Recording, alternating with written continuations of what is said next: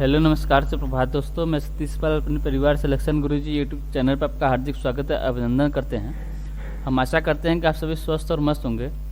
तो चलिए हम रोज की तरह आज भी जीएस के 20 क्वेश्चन के आपके सामने लेकर लाए हुए हैं। ठीक है, तो चलिए हम आपका समय न बर्बाद करते हुए अपने प्रैक्टिस सेट की तरफ बढ़ते हैं और आज के अपने पहले क्वेश्चन देखते हैं। इससे पहले अगर हम जो एसएससी जीडी का आपके लिए स्पेशल बैच जो शुरू किया गया है उसमें अगर हम क्लासेस की बात करें तो आपको जो है सुबह 6 बजे जीएस के जो प्रैक्टिस सेट है वो हम डेली से आपके सामने लेकर आते हैं। और इसके जस्ट बाद यानी सुबह 7 बजे की बात करें तो योगेश सर आपके सामने रीजनिंग की क्लास लेकर आते हैं। और सुबह 8 बजे की बात करें तो दीपक सर द्वारा मैथ का क्लास कराया जाता है। और इसके जस्ट ही बाद आपके सामने लेकर आते हैं आपके जयशंकर सर, जो कि आपके हिंदी का प्रैक्टिस सेट होता है। ठीक, तो चलिए अपने पहले क्वेश्चन देखते हैं। आज का हमारा पहला क्वेश्चन दिया कि निम्न में से कौन सी उपाधि चंद्रगुप्त द्वितीय की नहीं थी। निम्न में से कौन सी उपाधि जो आपकी चंद्रगुप्त द्वितीय की नहीं थी। ऑप्शन दिया आपका सकारी, ऑप्शन बी दिया आपका विक्रमादित्य, ऑप्शन सी दिया आपका विक्रमांक, ऑप्शन डी दिया आपका परम क्रमांक। ठीक है, तो किसकी बात कर रहा है? चंद्रगुप्त द्वितीय की। किसकी बात कर रहा है? चंद्रगुप्त द्वितीय की उपाधि निम्न में से कौन नहीं थी। ठीक, चंद्रगुप्त द्वितीय की। ऑप्शन ने दिया सकारी। तो अगर हम किसकी बात करें? पर क्रमांक की। पर क्रमांक अगर पूछे किसकी उपाधि थी तो ये थी आपकी समुद्रगुप्त की। किसकी थी? समुद्रगुप्त की। और बाकी सकारी हो गया, विक्रमादित्य हो गया और विक्रमांक हो गया, ये किसकी उपाधियां थी? ये तीनों उपाधि किसकी थी? चंद्रगुप्त द्वितीय की थी। और लेकिन परम क्रमांक की बात करें तो आपके समुद्रगुप्त की उपाधि हुए। भारतीय इतिहास में अगर पूछे कितने विक्रमादित्य हुए, टोटल आपके 14 विक्रमादित्य हुए थे। कितने? 14 विक्रमादित्य हुए थे। उसमें से एक आपके चंद्रगुप्त द्वितीय भी थे। ठीक है, कौन थे? चंद्रगुप्त द्वितीय को भी विक्रमादित्य की उपाधि मिली थी। तो इसमें से कौन थे? चंद्रगुप्त द्वितीय भी थे। टोटल की बात करें तो टोटल आपके 14 विक्रमादित्य हुए थे। ठीक, चलिए अगला क्वेश्चन देखते हैं। अगला क्वेश्चन दिया उगादि निम्न में से किस राज्य का 9 वर्ष है। उगादि निम्न में से किस राज्य का 9 वर्ष है। ऑप्शन दिया आपका महाराष्ट्र, ऑप्शन बी दिया आपका आंध्र प्रदेश, ऑप्शन सी दिया आपका पंजाब और ऑप्शन डी दिया आपका तमिलनाडु। तो किसकी बात कर रहा है? उगादि की। उगादि अगर पूछे किस राज्य का 9 वर्ष है, उगादि ना, उगादि किस राज्य का 9 वर्ष है तो आपके आंध्र प्रदेश का है। आंध्र प्रदेश का। इसके साथ ही पूछे और कौन कौन से राज्य का अगर से 9 वर्ष है तो ये आपके कर्नाटक और तेलंगाना। कर्नाटक प्लस तेलंगाना। ठीक है, और उगादि को दक्षिण का 9 वर्ष भी कहा जाता है। लेकिन इसमें तमिलनाडु की अगर हम बात करें, तमिलनाडु का 9 वर्ष किसे कहते हैं तो पुंथुड़ु को कहते हैं। किसे? तमिलनाडु के 9 वर्ष, जो कि आपके दक्षिण के राज्य है, तो इसका 9 वर्ष किसे कहते हैं? पुंथुड़ु को। ठीक है, पुंथुड़ु, पुंथुड़ु या पुंथुड़ु भी होता है। ठीक, तो पुंथुड़ु को तमिलनाडु का 9 वर्ष। और अगर पूछे दक्षिण भारत का 9 वर्ष तो आपका उगादि हो जाएगा। और आप पूछे आंध्र प्रदेश, कर्नाटक या तेलंगाना की बात करें, तीनों राज्यों का 9 वर्ष किसे कहा जाता है? आपको उगादि को कहा जाता है। पंजाब का 9 वर्ष की बात करें किसे कहा जाता है? वैशाखी को कहा जाता है। किसे? वैशाखी को। वैशाखी को कब मनाया जाता है? मनाया जाता है आपके 13 अप्रैल को। 13 अप्रैल को। ठीक, और अगर हम महाराष्ट्र के 9 वर्ष की बात करें तो यहाँ का 9 वर्ष आपका गुड़ी पड़वा। गुड़ी पड़वा, गुड़ी पड़वा। ठीक है, ये कब मनाया था? मनाया था कुछ चैत्र माह के पहले दिन। चैत्र माह के पहले दिन आपका गुड़ी पड़वा मनाया जाता है। ठीक है, तो क्या होगा? महाराष्ट्र का 9 वर्ष गुड़ी पड़वा, आंध्र प्रदेश का 9 वर्ष, या कर्नाटक या तेलंगाना की बात करें तीनों का 9 वर्ष क्या हो जाएगा? उगादि हो जाएगा। पंजाब का 9 वर्ष की बात करें तो वैशाखी हो जाएगा। और तमिलनाडु का 9 वर्ष कब है? पुंथुड़ु, अरे सॉरी, मतलब किसे कहते हैं? पुंथुड़ु कहते हैं। ये कब मनाया था? तो मनाया था 14 अप्रैल को। कब मनाया जाता है? 14 अप्रैल को मनाया जाता है। अगला क्वेश्चन देख लेते हैं। अगला क्वेश्चन दिया नीति निर्देशक तत्वों के संदर्भ में राज्य की परिभाषा किस अनुच्छेद में दी गई है। ऑप्शन दिया आपका अनुच्छेद 36, ऑप्शन बी दिया आपका अनुच्छेद 37, ऑप्शन सी दिया आपका अनुच्छेद 38 और ऑप्शन डी दिया अनुच्छेद 39। तो अगर पूछे राज्य के नीति निर्देशक तत्वों के संदर्भ में राज्य की परिभाषा अगर पूछे किस अनुच्छेद में दी गई है तो दी गई है अनुच्छेद 36 में। किसमें? अनुच्छेद 36 में। यानी ऑप्शन ए हमारा जो है ये सही आंसर होता है। अगर हम अनुच्छेद 37 की बात करें तो इसमें बताया गया कि इसे जो आपके न्यायालय द्वारा लागू नहीं कराया जाता, इसे न्यायालय द्वारा लागू नहीं कराया जाता, अर्थात यह न्यायालय द्वारा प्रवर्तनीय नहीं है। ठीक, जो आपका नीति निर्देशक तत्व है इसे न्यायालय द्वारा लागू नहीं कराया जाता, नहीं कराया जा सकता, अर्थात यह न्यायालय द्वारा प्रवर्तनीय नहीं है। अगर हम अनुच्छेद 38 की बात करें, अनुच्छेद 38 कहता है कि लोक कल्याण की अभिवृद्धि, अर्थात सरकार जनता का कल्याण करेगी। लोक कल्याण की अभिवृद्धि अर्थात सरकार जनता का कल्याण करेगी। एक किस अनुच्छेद में बताया गया, ये अनुच्छेद 38 में नीति निर्देशक तत्व के अंदर है, इसमें अनुच्छेद 38 में बताया गया है। अगर हम बात करें अनुच्छेद 39 की बात करें तो यहाँ पर दिया कि समान कार्य के लिए समान वेतन, समान कार्य के लिए समान वेतन, मतलब चाहे पुरुष हो चाहे महिला हो, सबके लिए एक समान कार्य है तो समान वेतन भी होना चाहिए। अगर पूछे इसका विवरण किस अनुच्छेद में दिया है तो दिया आपके अनुच्छेद 39 में दिया गया है। अगला क्वेश्चन देख लेते हैं। अगला क्वेश्चन दिया उकाई तथा काकरापार परियोजना किस नदी पर स्थित है। ऑप्शन दिया आपका नर्मदा नदी, ऑप्शन बी दिया आपका कृष्णा नदी, ऑप्शन सी दिया आपका ताप्ती नदी और ऑप्शन डी दिया आपका गोदावरी नदी। तो अगर पूछे उकाई तथा काकरापार परियोजना किस नदी पर स्थित है तो ये आपके ताप्ती नदी पर, कहाँ पर है, ताप्ती नदी पर स्थित है, यानी ऑप्शन सी हमारा जो है ये सही आंसर होता है। अगर हम ताप्ती नदी की बात करें, ये कहाँ से निकलती है, ठीक, तो निकलती है आपके सतपुड़ा पर्वत, किस पर्वत से, सतपुड़ा पर्वत के बैतूल यानी मुल्ताई नामक स्थान से निकलती है। कहाँ पर है ये आपके मध्य प्रदेश में, कहाँ पर है, मुल्ताई नामक स्थान से निकलती है। बैतूल मुल्ताई नामक स्थान से कौन सी नदी निकलती है, ये निकलती है आपकी ताप्ती नदी निकलती है। अगर पूछे कौन कौन से राज्यों में बहती है, ये आपके मध्य प्रदेश, महाराष्ट्र और गुजरात से होकर कहाँ गिरती है, खंभात की खाड़ी में गिरती है। ठीक है, ताप्ती को नर्मदा की जुड़वा नदी भी कहते हैं। किसकी जुड़वा नदी है, आपकी नर्मदा की जुड़वा नदी, नर्मदा की जुड़वा नदी। नर्मदा नदी की बात करें तो आपके पश्चिम की ओर, पूर्व से पश्चिम की ओर बहने वाली सबसे बड़ी नदी पूछे कौन सी है तो आपकी नर्मदा नदी हो जाएगी। और ताप्ती जो आपकी नर्मदा की जुड़वा नदी कहलाती है। ठीक है, अगर पूछे ताप्ती नदी के किनारे कौन कौन से शहर स्थित है तो यहाँ एक है आपका नेपानगर, नेपानगर कहाँ पर स्थित है, ये आपके किस नदी के तट पर है, ये आपके ताप्ती नदी के तट पर। किस राज्य में है तो आपके मध्य प्रदेश में। किसके लिए फेमस है तो अब अखबारी कागज़ के लिए प्रसिद्ध है। इसके लिए अखबारी कागज़ के लिए प्रसिद्ध है, अखबारी कागज़ के लिए प्रसिद्ध है। और ये ताप्ती नदी के किनारे एक और कौन सा शहर स्थित है तो ये है आपका सूरत। ये कहाँ पर है, ये आपके गुजरात में है। ये किसके लिए प्रसिद्ध है तो आपके सूती वस्त्र उद्योग के लिए प्रसिद्ध है। सूती वस्त्र उद्योग के लिए कौन सा शहर प्रसिद्ध है, आपका सूरत, जो कि आपके ताप्ती नदी के किनारे कहाँ पर है, गुजरात में है। नेपानगर की बात करें तो अखबारी कागज़ के लिए प्रसिद्ध है। कहाँ पर है, ये आपके मध्य प्रदेश में है। कहाँ पर, मध्य प्रदेश में है। ठीक, अगला क्वेश्चन देख लेते हैं। अगला क्वेश्चन दिया गुप्त वंश के किस शासक के दरबार में नवरत्न रहते थे। गुप्त वंश के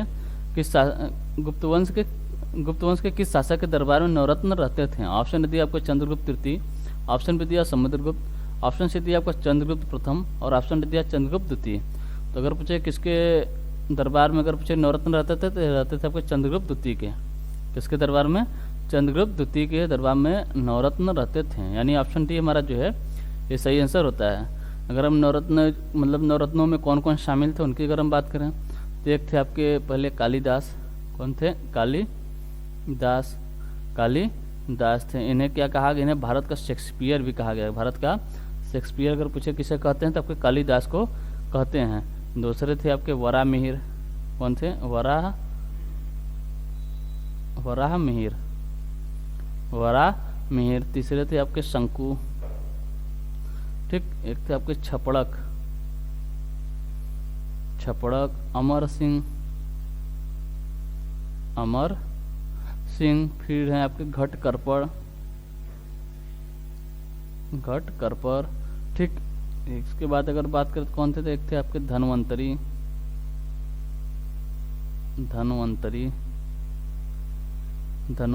एक थे आपके वर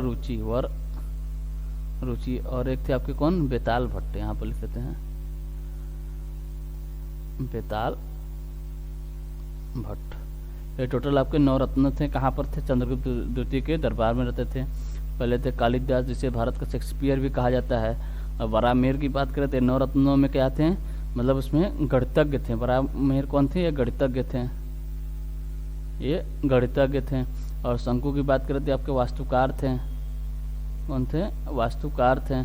ठीक है, एक थे आपके छपड़क ज्योतिष, ये क्या करते, एक ज्योतिष का काम करते, यानी ये क्या थे, एक ज्योतिष थे, ये ज्योतिष थे। ठीक, और इसमें कौन थे शामिल थे, आपके अमर सिंह।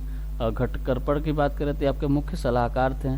चंद्रगुप्त द्वितीय के दरबार में यह मुख्य सलाहकार पूछे कौन थे, तो घटकरपड़ थे, सलाहकार थे।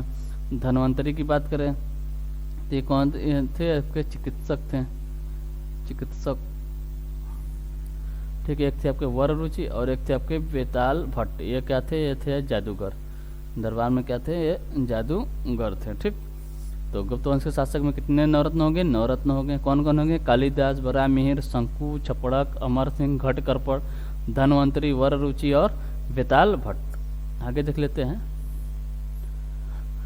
अगला क्वेश्चन दिया, पद्मनाभ स्वामी मंदिर निम्न में से किस राज्य में स्थित है। ऑप्शन दिया आपका केरल, ऑप्शन बी दिया है कर्नाटक, ऑप्शन सी दिया आंध्र प्रदेश और ऑप्शन डी दिया तेलंगाना।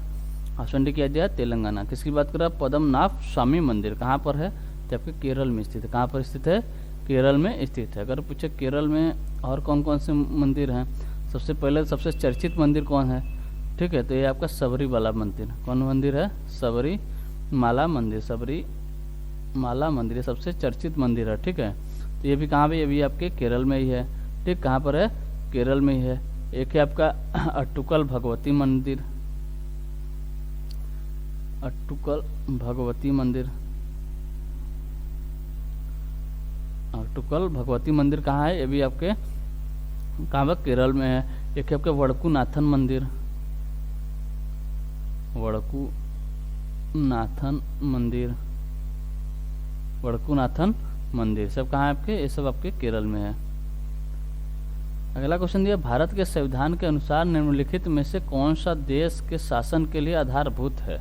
ऑप्शन दिया मूल अधिकार, ऑप्शन भी दिया आपका मूल कर्तव्य, ऑप्शन सी दिया नीति निर्देशक तत्व और ऑप्शन डी दिया ए तथा बी दोनों, अर्थात मूल अधिकार और मूल कर्तव्य दोनों। ठीक, तो भारत के अगर संविधान के अनुसार निम्नलिखित में से कौन सा देश के शासन के लिए, किसके लिए, देश के शासन के लिए आधारभूत है, तो आपका नीति निर्देशक तत्व। कौन सा है, नीति निर्देशक तत्व, यानी ऑप्शन सी हमारा जो है ये सही आंसर होता है।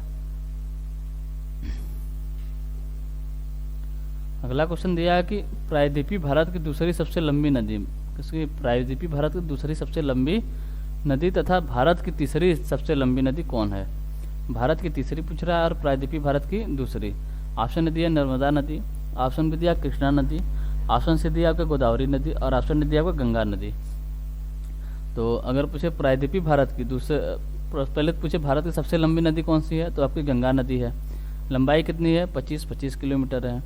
और अगर पूछे इसकी भारत की दूसरी सबसे लंबी नदी कौन है, तो आपकी गोदावरी नदी है। लंबाई कितनी है, लंबाई आपकी 1465 किलोमीटर। लेकिन पूछे भारत की तीसरी सबसे लंबी नदी कौन सी है, तो आपकी कृष्णा नदी हो जाएगी। कौन सी है, कृष्णा नदी। इसकी लंबाई कितनी है, तो इसकी लंबाई आपकी 1400 किमी, कितनी है, 1400 किमी। ठीक, अगर पूछे कहाँ से निकली है, तो आपके महाराष्ट्र के महाबलेश्वर पहाड़ी से निकली। कहाँ से, महाबलेश्वर पहाड़ी से निकली है। ठीक है, अगर पूछे इसकी सहायक नदी के बारे में बात करें, सहायक नदी के बारे में बात करें, सहायक नदी कौन सी है, देखिए आपकी कोयना नदी हो गई, कोयना नदी, भीमा नदी, कोयना नदी, भीमा नदी। ठीक है, एक आपकी तुंगभद्रा नदी, तुंगभद्रा नदी सब किसकी सहायक नदी हैं, ये सब आपकी कृष्णा नदी की सहायक नदी हैं। ठीक है, अगर पूछे कृष्णा नदी बने बांधों की बात करें, कृष्णा नदी पे एक है आपका श्री शैलम बांध, श्री शैलम बांध। श्री शैलम बांध कहाँ पर है, ये आपके कृष्णा नदी पर है। कहाँ पर, आंध्र प्रदेश में है, आंध्र प्रदेश में है। ठीक है, अगर पूछे अलमाटी बांध किस नदी पर है, अलमाटी बांध, ये भी आपके किस नदी पर है, आपके कृष्णा नदी पर है। ठीक है, इसका नाम वर्तमान में अगर पूछे क्या कर दिया गया, तो लाल बहादुर शास्त्री के नाम पे कर दिया गया है। लाल बहादुर शास्त्री बांध पूछे किस बांध का नाम है, तो आपके अलमाटी बांध का नाम है अब लाल बहादुर शास्त्रीय कर दिया गया। ठीक, अगला क्वेश्चन देखते हैं। अगला क्वेश्चन दिया, भारत के शेक्सपियर किसे कहा जाता है। इससे पहले बता चुके भारत का शेक्सपियर किसे कहा जाता है। ऑप्शन ने दिया चंद्रगुप्त प्रथम, ऑप्शन बी दिया आपका चंद्रगुप्त द्वितीय, ऑप्शन सी दिया आपका कालिदास और ऑप्शन डी दिया आपका समुद्रगुप्त। तो अगर मुझे भारत का शेक्सपियर किसे कहा जाता है तो यह कहा जाता है आपके कालिदास को। ये कौन थे, तो आपके चंद्रगुप्त द्वितीय के नवरत्नों में से एक थे। ठीक, चंद्रगुप्त द्वितीय के नवरत्नों में से एक थे। ठीक है, इनके कई रचना फेमस है। कौन कौन सी हैं, जैसे हो गया आपका, एक हो गया आपका मेघदूत, इनकी रचनाओं की बात करें क्या हो गया मेघदूत। एक है आपका रघुवंशम, रघुवंशम। ठीक है, रघुवंशम में अगर पूछे किसके बारे में बताया गया तो मैं 29 राजाओं के बारे में बताया गया है। 29 राजाओं के बारे में किसमें बताया गया है, राजाओं के बारे में बताया गया है। किसमें बताया गया, रघुवंशम में बताया गया है। एक है आपका अभिज्ञान शकुंतलम, अभिज्ञान शकुंतलम, अभिज्ञान शकुंतलम, अभिज्ञान शकुंतलम। इसमें क्या है, यह मतलब पहला अनुवादित ग्रंथ है संस्कृत से इंग्लिश में। पहला अनुवादित ग्रंथ पूछे कौन सा, संस्कृत से इंग्लिश में अनुवादित ग्रंथ कौन सा है, तो आपका अभिज्ञान शकुंतलम है। पहला English to Sanskrit to English, Sanskrit से किस में अनुवादित हुआ, अंग्रेजी में। पहला संस्कृत से अंग्रेजी में अनुवादित ग्रंथ है, अनुवादित।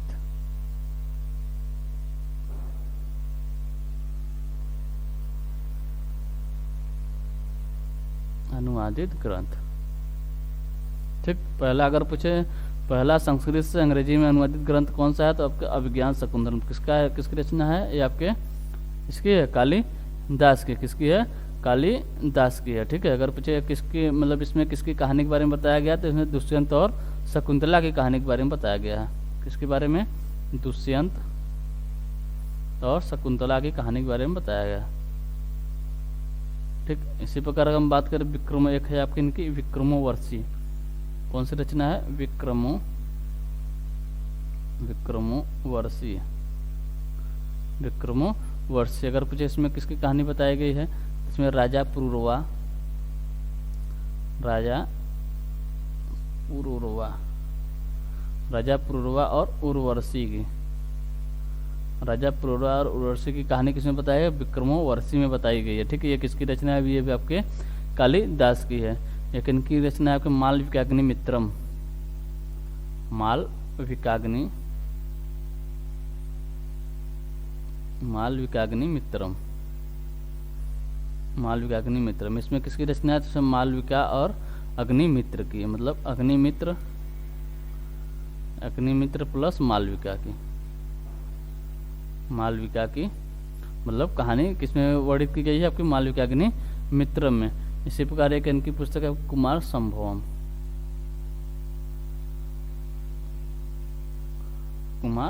तो कालिदास की अगर बात करें शेक्सपियर, भारत का शेक्सपियर किसे, कालिदास का। कालिदास कौन थे, तो आपके चंद्रगुप्त द्वितीय के नवरत्नों में से एक थे। इनकी रचनाओं के बारे में बात करें तो मेघदूत है, रघुवंशम है। रघुवंशम में कितने राजाओं के बारे में उल्लेख है, तो आपके 29 राजाओं के बारे में उल्लेख है। ठीक है, एक है आपके अभिज्ञान शकुंतलम है। यह पहला संस्कृत से अंग्रेजी में अनुवादित ग्रंथ है जिसमें आपकी दुष्यंत और शकुंतला की मतलब कहानी बताई गई है। और इसके बाद बात करें तो विक्रमोवर्षी है जिसमें राजा पुरूरवा और उर्वशी की कहानी बताई गई है। एक है आपके मालविकाग्निमित्र जिसमें अग्निमित्र और मालविका की कहानी के बारे में बताया गया है। और एक है आपके कुमार संभवम। चलिए अगला क्वेश्चन देखते हैं। अगर सेशन आपको अच्छा लग रहा हो तो लाइक एवं सब्सक्राइब जरूर करिएगा और शेयर करना ना भूलिएगा। ठीक है, तो चलिए क्वेश्चन नंबर 10 है कि कलियारी पट्टू निम्न में से किस राज्य का युद्ध कला है, यानी मार्शल आर्ट की बात कर रहा है। कलियारी पट्टू निम्न में से किस राज्य का युद्ध कला है। ऑप्शन ने दिया तमिलनाडु, ऑप्शन बी दिया आपका केरल, ऑप्शन सी दिया मणिपुर और ऑप्शन डी दिया आपका बिहार। तो किसकी बात कर रहा है, कलियारी पट्टू के, कलियारी पट्टू की बात कर रहा है। कलियारी पट्टू अगर पूछे किस राज्य का युद्ध कला या मार्शल आर्ट है तो आपके केरल का है। कहाँ का है, केरल का, यानी ऑप्शन बी हमारा जो है सही आंसर होता है। ठीक है, अगर पूछे इसकी उत्तर शैली का उद्भव कहाँ से हुआ तो आपके किसने किया था, तो मतलब परशुराम को कहा। इसके अगर उत्तर शैली का उद्भव अगर पूछे किसे कहा जाता है तो परशुराम को कहा जाता है। तमिलनाडु की बात करें, तमिलनाडु का अगर पूछे युद्ध कला या मार्शल आर्ट कौन सा है तो ये आपका सिलम्बम। क्या है? सिलम्बम। सिलम्बम कहाँ का है? ये आपके तमिलनाडु का। केरल का क्या है? कलियारी पट्टू है। मणिपुर की बात करें तो यहाँ का है आपका थांगटा। थांगटा कहाँ का है? ये आपके मणिपुर का है। एक है आपका सरित सरक। क्या है? सरित सरक, ये आपका निशस्त्र है, ठीक है। और एक है आपका चेबी गदगा। चेबी गदगा, चेबी गदगा, ये कहाँ का? ये भी आपके मणिपुर का है। बिहार की बात करें तो बिहार का आपका परिखंडा। परिखंडा कहाँ का? ये भी आपके बिहार का मार्शल आर्ट है, ठीक है। अगला क्वेश्चन देखते हैं। अगला क्वेश्चन दिया, एक यंत्र जिसका उपयोग परिपथ में विद्युत धारा को मापने के लिए किया जाता है डैश कहलाता है। मतलब वो क्या कहलाता है? ऑप्शन दिया एमीटर, ऑप्शन बी दिया थर्मामीटर, ऑप्शन सी दिया ओम मीटर, ऑप्शन डी दिया इनमें से कोई नहीं। तो किसकी बात कर रहा है? एक मीटर जिसका उपयोग परिपथ में विद्युत धारा को मापने के लिए किसका उपयोग किया जाता है? तो किसका? और ए मीटर, यानी ऑप्शन ए हमारा जो है ये सही आंसर होता है। अगला क्वेश्चन दिया, उस प्रक्रिया को क्या कहा जाता है जिसके द्वारा आनुवंशिक रूप से समान व्यक्ति उत्पादित किए जा सकते हैं? ऑप्शन ने दिया प्रजनन, ऑप्शन बी दिया प्रकाश संश्लेषण, ऑप्शन सी दिया स्कैनिंग और ऑप्शन डी दिया आपका क्लोनिंग, ठीक है। तो कौन सी प्रक्रिया है जिसके द्वारा आनुवंशिक रूप से समान व्यक्ति उत्पादित किए जाते हैं? तो यह प्रक्रिया कौन सी है? ये आपकी क्लोनिंग है। क्या है? क्लोनिंग, यानी ऑप्शन डी हमारा जो है ये सही आंसर होता है। अगला क्वेश्चन दिया कि प्रथम चीनी यात्री फाहियान यहाँ पर हो जाएगा कि फाहियान डैश के समय भारत आया। मतलब किसके समय भारत आया? ऑप्शन ने दिया आपका समुद्रगुप्त, ऑप्शन बी दिया चंद्रगुप्त प्रथम, ऑप्शन सी दिया आपका चंद्रगुप्त द्वितीय, ऑप्शन डी दिया विष्णुगुप्त। तो किसकी बात कर रहा है? फाहियान की बात कर रहा है। चीनी यात्री फाहियान कौन है? किसके समय में अगर पूछे भारत आया था चंद्रगुप्त द्वितीय के समय में भारत आया था। चंद्रगुप्त द्वितीय के समय में भारत आया था। अगर पूछे कब आया था, किस सन में आया, कब से कब तक रहा, तो 399 में आया था और 414 में चला गया। 399 से 414 के बीच में ये कहाँ पर रहा था? भारत में रहा था। और यह प्रथम चीनी यात्री था, ठीक है। इसकी एक बुक थी, बुक का नाम पूछे क्या है? बुक का नाम पूछे क्या? तो ये है आपके फाक्योकी। फाक्योकी पुस्तक किसकी है? तो आपके फाहियान की है, ठीक। अगला क्वेश्चन देखते हैं। अगला क्वेश्चन दिया कि भितरकनिका राष्ट्रीय उद्यान निम्न में से किस राज्य में स्थित है? ऑप्शन दिया हरियाणा, ऑप्शन बी दिया उड़ीसा, ऑप्शन सी दिया मणिपुर और ऑप्शन डी दिया का अरुणाचल प्रदेश। तो भितरकनिका राष्ट्रीय उद्यान अगर पूछे निम्न में से किस राज्य में स्थित है तो आपके उड़ीसा में स्थित है। कहाँ पर है? उड़ीसा में स्थित है, यानी ऑप्शन बी हमारा जो है ये सही आंसर होता है। अगर पूछे उड़ीसा में और कौन सा राष्ट्रीय उद्यान है? एक हो गया आपका भितरकनिका, एक है आपका सिमलीपाल। सिमलीपाल राष्ट्रीय उद्यान कहाँ है? अभी आपके उड़ीसा में ही है। हरियाणा की बात करें, हरियाणा में कौन सा राष्ट्रीय उद्यान बताते हैं? यहाँ था आपका सुल्तानपुर राष्ट्रीय उद्यान कहाँ पर है? आपके हरियाणा में है। मणिपुर की बात करें तो यहाँ एक है आपका सिरोही राष्ट्रीय उद्यान पूछे तो मणिपुर में है। एक आपका किबुल लमजाओ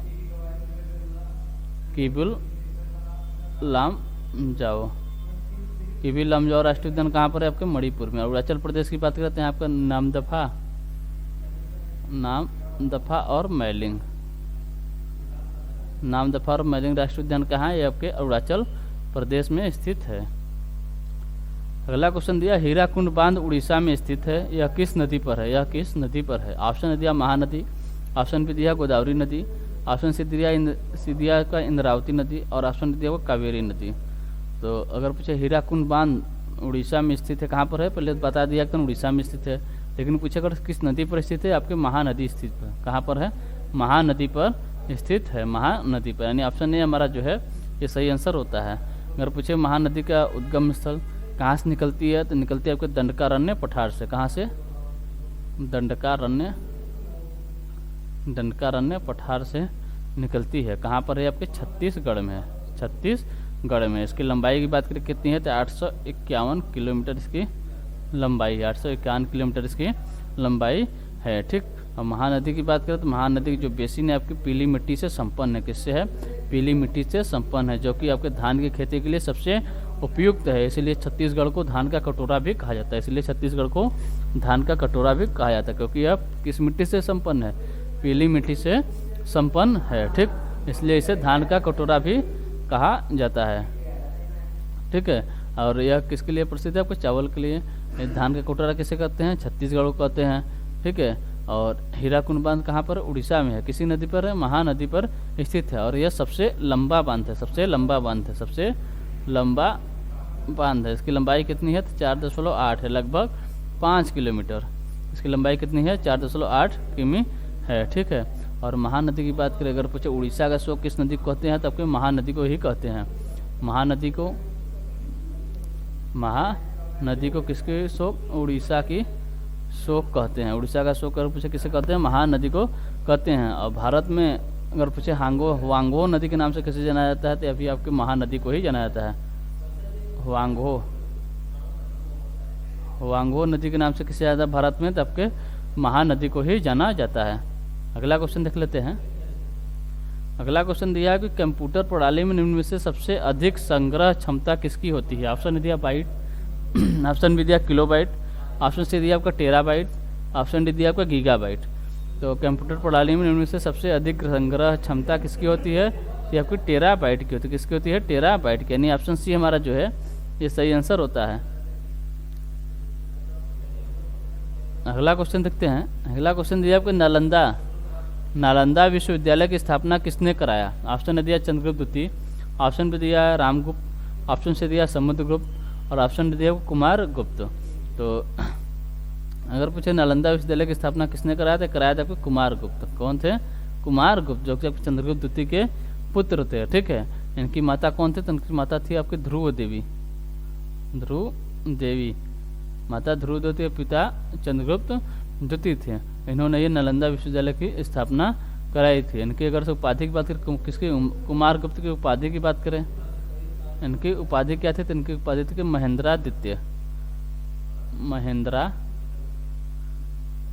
महेंद्रादित्य किसकी उपाधि थी आपकी? ये थी आपके कुमार गुप्त की। ठीक है, और इन्होंने मोर प्लस किसके कौन से सिक्के चलाए थे?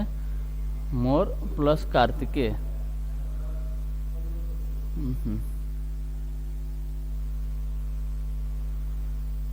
मोर प्लस कार्तिकेय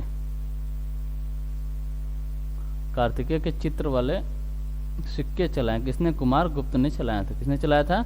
कुमार गुप्त ने चलाया था। और इस सिक्के अगर पूछे किस धातु के बने थे, तो बने थे आपके चांदी। किसके बने थे? चांदी के सिक्के थे। अगला क्वेश्चन दिया है कि विश्व मौसम विज्ञान दिवस कब मनाया जाता है? ऑप्शन दिया आपको 22 मार्च, ऑप्शन बी दिया आपका 23 मार्च, ऑप्शन सी दिया आपका 21 मार्च और ऑप्शन डी दिया आपका 20 मार्च। इसके बाद विश्व मौसम विज्ञान दिवस। विश्व मौसम विज्ञान दिवस अगर पूछे कब मनाया जाता है, मनाया जाता है आपको 23 मार्च को। कब? 23 मार्च को मनाया जाता है। यानी ऑप्शन बी हमारा जो है सही आंसर होता है। अगर हम ऑप्शन ए की बात करें तो क्या दिया? 22 मार्च। 22 मार्च को अगर पूछे कौन सा दिवस मनाया जाता है, हम मनाया था विश्व जल दिवस। विश्व जल दिवस। ठीक, और ऑप्शन सी ने दिया आपका 21 मार्च। 21 मार्च को पूछे कौन सा दिवस है, यहाँ आपका विश्व वानिकी दिवस। विश्व वानिकी दिवस। और बात करें ऑप्शन डी की, यहाँ दिया आपका 20 मार्च। 20 मार्च को अगर पूछे कौन सा दिवस मनाया था, हम मनाया था अंतर्राष्ट्रीय गौरैया दिवस और अंतर्राष्ट्रीय प्रसन्नता दिवस। अंतर्राष्ट्रीय प्रसन्नता दिवस, अंतर्राष्ट्रीय प्रसन्नता और अंतर्राष्ट्रीय गौरैया दिवस। गौरैया दिवस कब मनाया जाता है? मनाया जाता है 20 मार्च को। 22 मार्च की बात करें तो विश्व जल दिवस, 23 मार्च को विश्व मौसम विज्ञान दिवस, 21 मार्च को विश्व वानिकी दिवस और 20 मार्च की बात करें तो अंतर्राष्ट्रीय प्रसन्नता और गौरैया दिवस मनाया जाता है। अगला क्वेश्चन दिया कि जब सरकार का कुल राजस्व उधार को छोड़कर नियोजित व्यय से कम है तो इसे क्या कहा जाता है? तब इसे क्या कहा जाता है? ऑप्शन दिया वित्तीय घाटा वित्तीयन, ऑप्शन बी दिया आपका राजस्व घाटा, ऑप्शन सी दिया आपका राजकोषीय घाटा और ऑप्शन डी दिया अंदाजपत्र न्यूनता। जब सरकार का कुल राजस्व उधार को छोड़कर नियोजित व्यय से कम होता है तो इसे क्या कहा जाता है? इसे कहा जाता है राजकोषीय घाटा। यानी ऑप्शन सी हमारा जो है ये सही आंसर होता है। अगला क्वेश्चन दिया मरु महोत्सव जिसे रेगिस्तान उत्सव के रूप में भी जाना जाता है। किस उत्सव में? रेगिस्तान उत्सव के रूप में जाना जाता है। डैश में मनाया जाता है। कहाँ मनाया जाता है? लेह में, जैसलमेर, श्रीनगर या जयपुर में। तो कहाँ मनाया जाता है? मनाया जाता है आपके जैसलमेर में। कहाँ पर है? आपके राजस्थान में। ठीक है, मरु महोत्सव जिसे रेगिस्तान उत्सव के रूप में जाना जाता है, कहाँ मनाया जाता है? आपके जैसलमेर में मनाया जाता है। ठीक, तो चलिए आज के लिए सिर्फ इतना रखते हैं। मिलते हैं आपसे अगले सेशन में। अगर सेशन आपको अच्छा लग रहा हो तो लाइक एवं सब्सक्राइब जरूर करिएगा और शेयर करना ना भूलिएगा। ठीक है, तो मिलते हैं आपसे अगले सेशन में। तब तक के लिए टेक केयर, बाय बाय, जय हिंद, जय भारत।